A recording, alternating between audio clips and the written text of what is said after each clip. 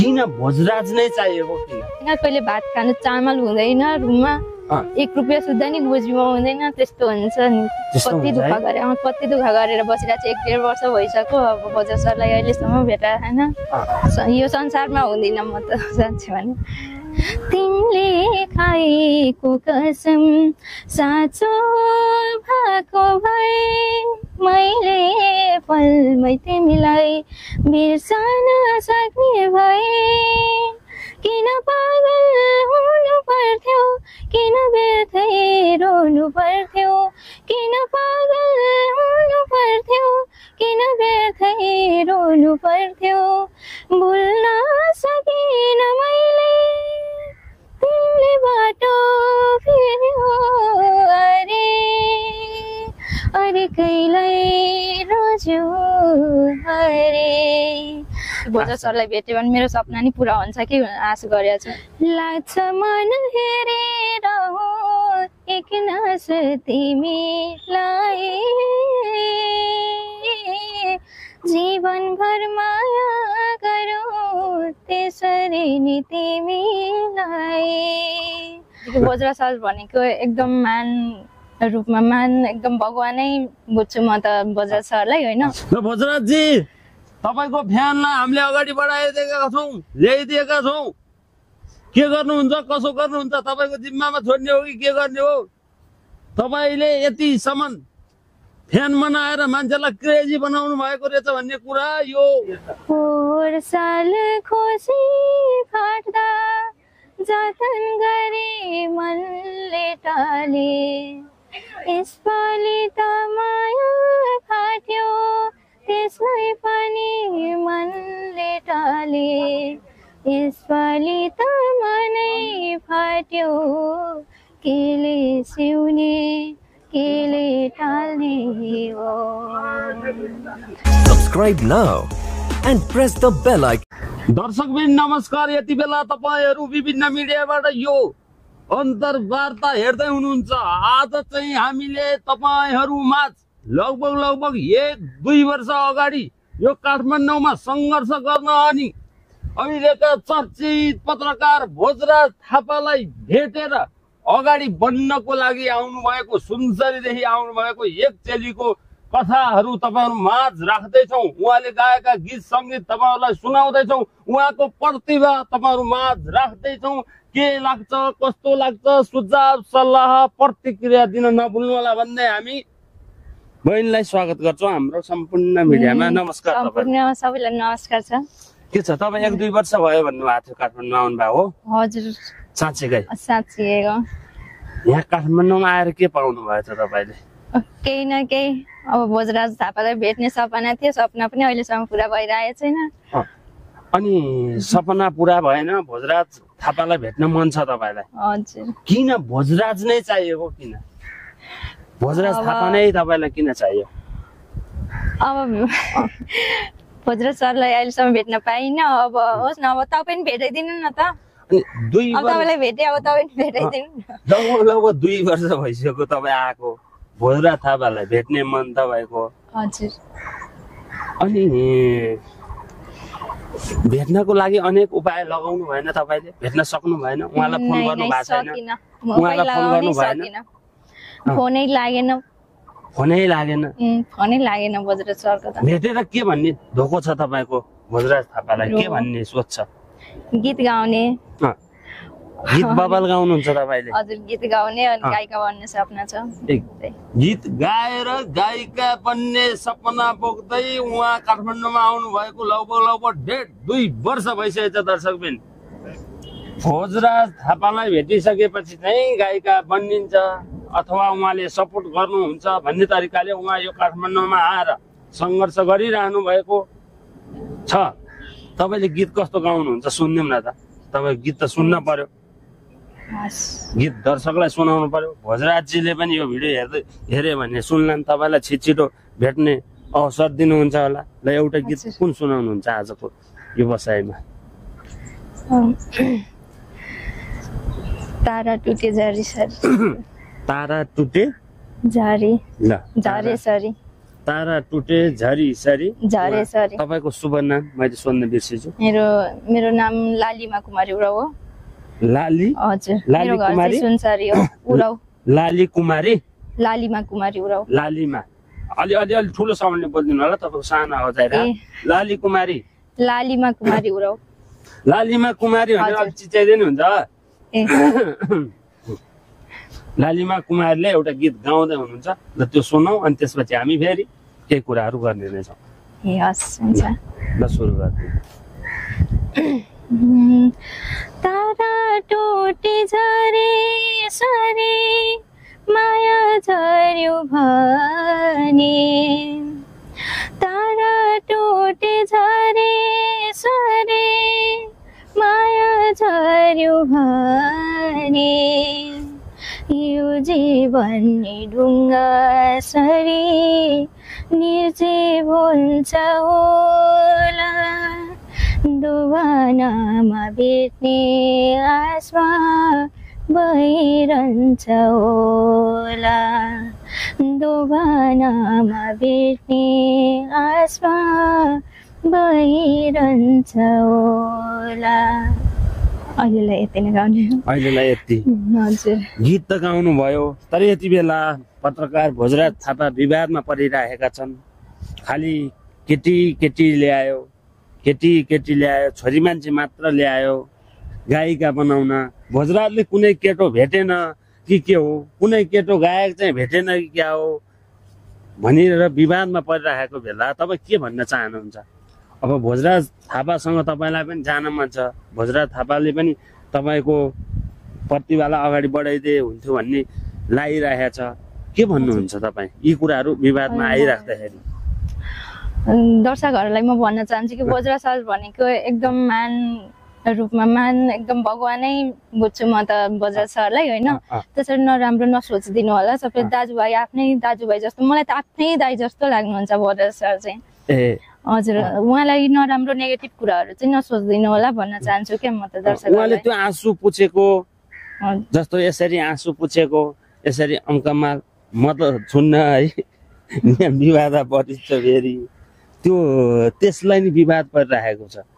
तपाईँले तपाईँले त्यो भिडियोहरू हेर्नुभयो होला, कसैले भनेका कुराहरू सुन्नु भइरहेको होला, के जस्तो लाग्यो? तपाईँले भोजराज दाई राम्रो हुनुहुन्छ, उहाँलाई केही नभनिदिनु होला भन्दै गर्दा यस्ता कुराहरू गर्ने मानिसहरूलाई चाहिँ तपाईँले कसरी बुझाउन चाहनुहुन्छ त? एउटा गायिकाको हिसाबले, गीत गाउने हिसाबले?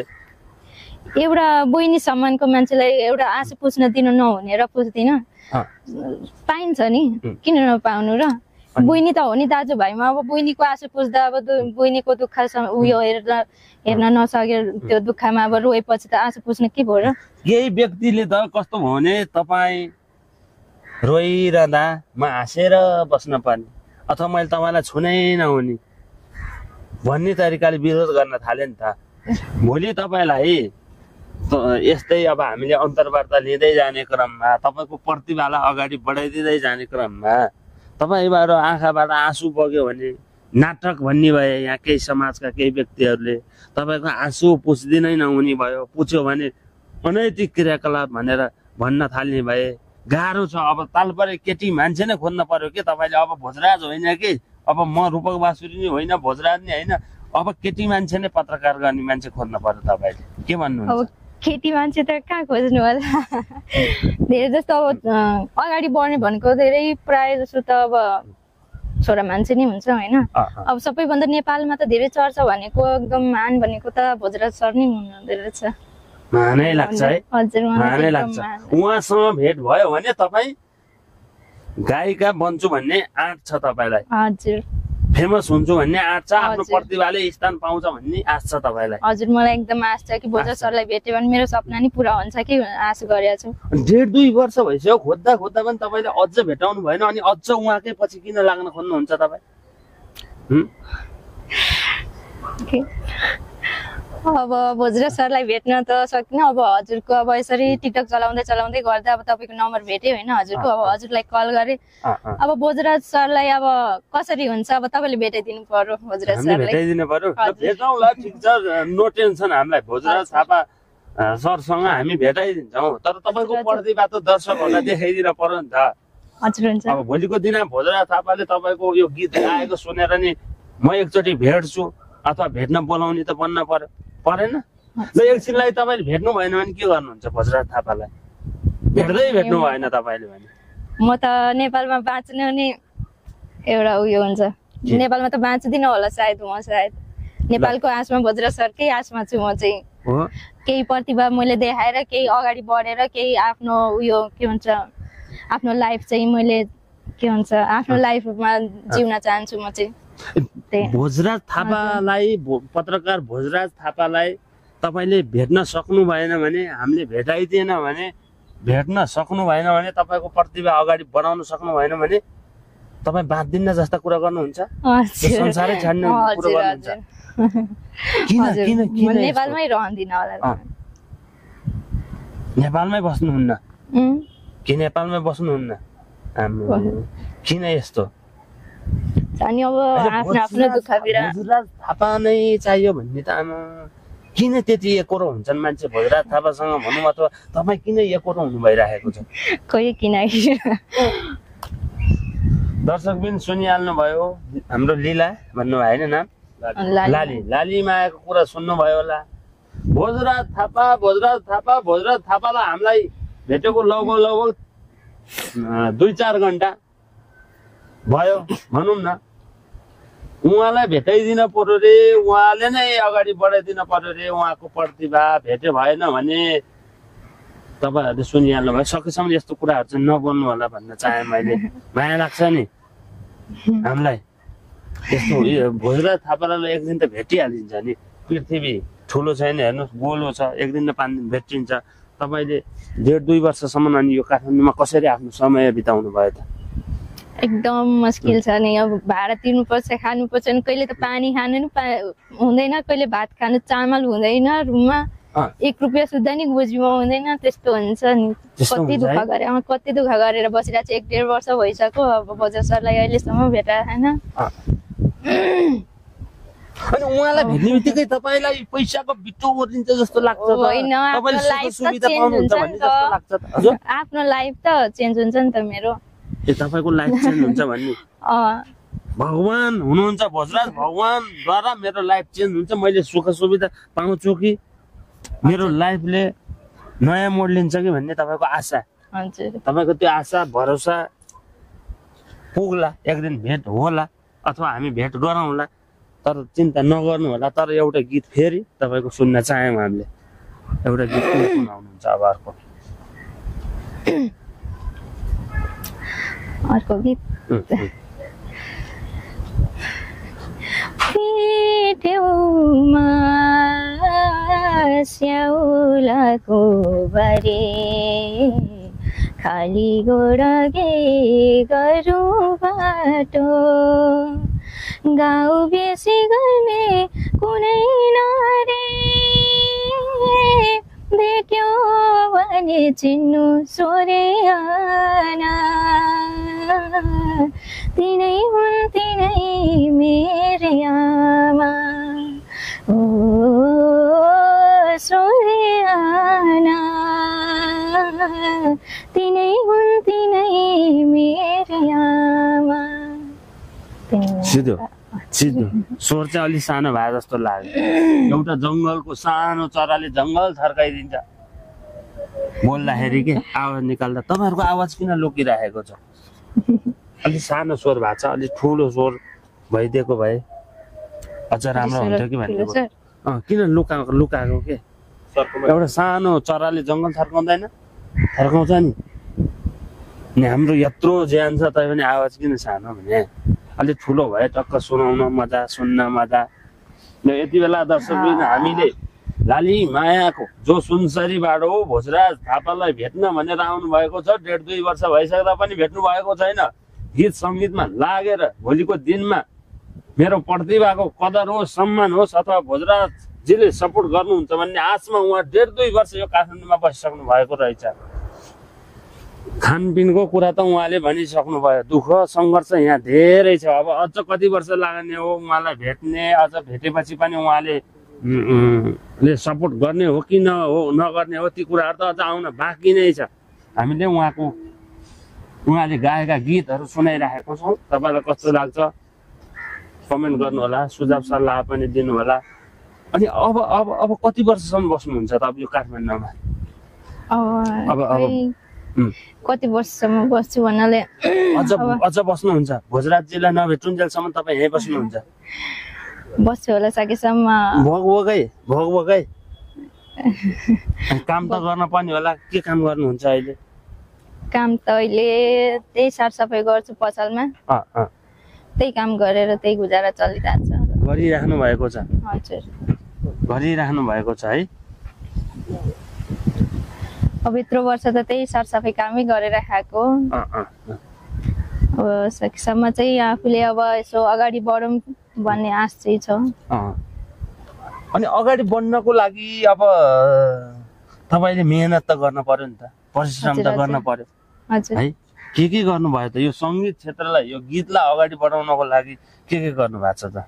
मैले पहिला सुरुमा विराटनगर बस्थेँ। अनि विराटनगर बस्दाखेरि त्यो सङ्गीत क्लास चाहिँ लिन्थेँ होइन। लिनुभयो? कति समय? हजुर मतलब 1-2 महिना 2-3 महिना लिन्थेँ। अनि फेरि बिचमा त्यही आर्थिक कमजोर हुन्थ्यो, फेरि भ्याउँदिन थियो होइन, काम गर्नुपर्छ अनि पैसाले पुग्दैन थियो। अनि फेरि अनि जान छोडेको। अनि त्यहाँपछि बिचबिचमा छोड्दै जाँदै गरेको। त्यसै गर्दै सरगम सबै सिक्नु भयो? सारेगम सबै सिक्नु? पुरै लास्टसम्म सिकेको छैन, आधीसम्म चाहिँ सिकेको। केही न केही चाहिँ तपाईँले अलिअलि ज्ञान लिनुभयो? हजुर। विराटनगर बस्नुभयो, यता काठमाडौँ आएर बस्नुभयो। हजुर। भनेपछि अबका दिनमा फेरि यो काठमाडौँमा नि सिक्ने प्रयास गर्नुहुन्छ? हजुर गर्छु, तर यहाँ आर्थिक कमजोरले गर्दा सकेको छैन। त्यही अब सिक्नलाई पनि अब पैसा चाहिन्छ अनि पैसा हुँदैन, पुग्दैन। त्यही अब 10-15 हजार हुन्छ, त्यही काम गरेर अब भाडा तिर्नु कि खानु कि त्यही सिक्न जानु कि कति बेला सिक्न जानु कि काममा जानु कि त्यो टाइमिङै मिलेन। तपाईँलाई चाहिँ कस्तो कस्तो खालको गीतहरू गाउन मनपर्छ? यो गीत गाएरै अगाडि बढ्न चाहिँ किन मन लाग्यो? आधुनिक र लोक। ल के सुनाउनुहुन्छ तपाईँले? जसलाई मैले पूजा गरे देउताका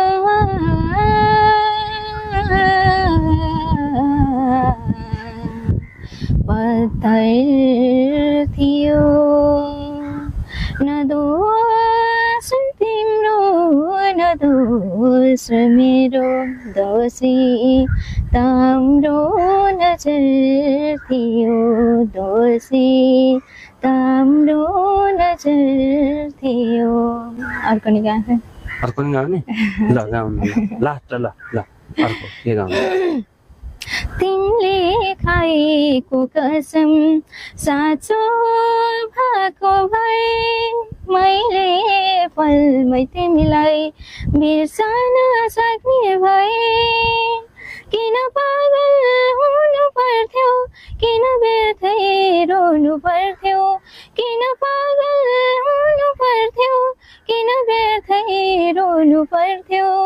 भुल्न सकिन मैले तिमीले बाटो फेर्यो, अरे अरे कहिल्यै रोज्यो, अरे तिमीले बाटो फेर्यो, अरे अरे कहिल्यै हेर्यो, अरे। यति नै ल ठिक छ, यो पनि ठिक छ, सुनाउनु भयो आफूले जानेको जति सक्दो। रेखाको गीत सुन्नु भयो? रेखाको रेखा पोखरेलको भोजराज थापाले भर्खर ल्याएका एक चेलीको गीत आयो नि बजारमा, भाग्यमा सिरी छ भन्ने कुरो सुन्नु कस्तो लाग्यो तपाईँलाई? रेखाको स्वर कस्तो लाग्यो? राम्रो रहेछ। त्यतिको स्वर रेखाको जतिको स्वर त मेरो पनि छ भन्ने जस्तो लाग्छ तपाईँलाई? त्यो त अब दर्शकहरूले के भन्लान् जस्तो लाग्छ? दर्शकहरूले अब कस्तो लाग्यो त्यो भन्नु पर्यो। भोजराज थापाले तपाईँको यो गीत सुनेर तपाईँलाई अगाडि बढाउन जस्तो लाग्छ या लाग्दैन? के लाग्छ? अब त्यो त अब खोइ अब भोजराज सरलाई नि थाहा थियो के भन्नुहुन्छ भोजराज सरले। दर्शक पनि यति बेला हामीले तपाईँहरूलाई सुनसरीबाट गीत सङ्गीत क्षेत्रमा अगाडि बढेर भोलिको दिनमा गायिका बन्छु भनेर उदाउँछु भनेर लागेको एक चेलीको लाली मायाको कुराहरू गीतहरू तपाईँहरूलाई सुनायो। तपाईँहरूलाई कस्तो लाग्यो? के उनको गीत उनको प्रतिभालाई अगाडि निरन्तर बढाउँदाखेरि ठिक छ अथवा उहाँलाई भोजराज थापासँग हामीले भेट गराइदिँदा ठिक छ? के गर्दा ठिक हुन्छ? तपाईँहरूले सुझाव सल्लाह प्रतिक्रिया दिनको लागि नभुल्नु होला भन्दै तपाईँले हामीबाट आएर गीत सुनाउनु भयो, आफ्नो कुराहरू राख्नुभयो। धन्यवाद। आगामी दिनमा के गर्नुहुन्छ, कसो गर्नुहुन्छ हामी हेर्ने नै छौँ है। केही भन्न मन छ तपाईँलाई? अब त्यही भन्न चाहन्छु। के भन्नुहुन्छ ल भन्नुहोस्। के भन्नु सक्दैन अब।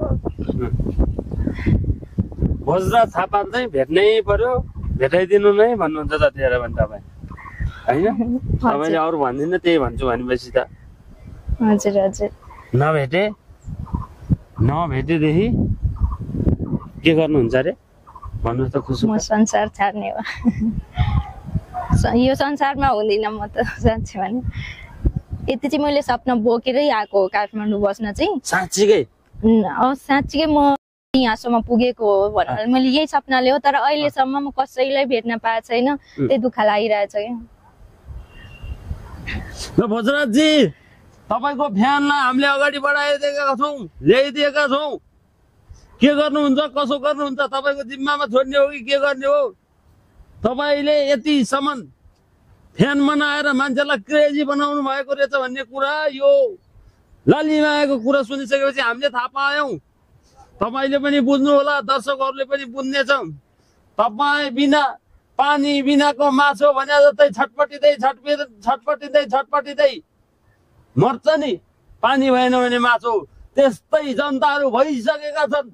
के गर्ने हो, कसो गर्ने हो, कसरी बढाउने हो सबैलाई। तपाईँलाई हुन त लाखौँ जनाले हजारौँ जनाले अगाडि बढाइदिनको लागि फोनहरू गर्नुहुन्छ होला, प्रयास गर्नुहुन्छ होला भेट्नको लागि।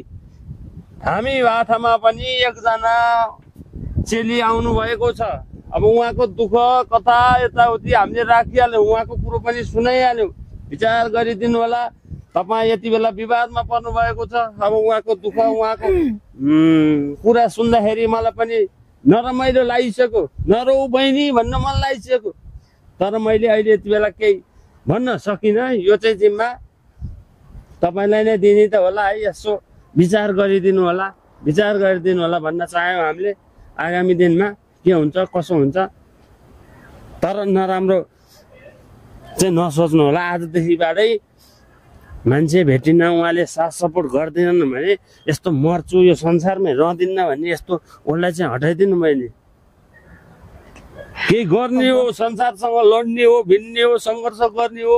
अहिले हरेस खान त भएन नि भने के गरे हुन्छ, कसरी हुन्छ भोलिको दिन तपाईँ त उदाउँदिन हो नि त। त्यो नराम्रो गलत क्रियाकलाप चाहिँ नसोचिदिनु होला, मैले त्यो भन्न चाहेँ है त।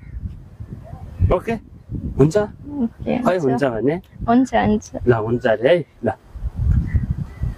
सबैजनालाई धन्यवाद, नमस्कार। अहिले हामी बिदा हुन्छौँ।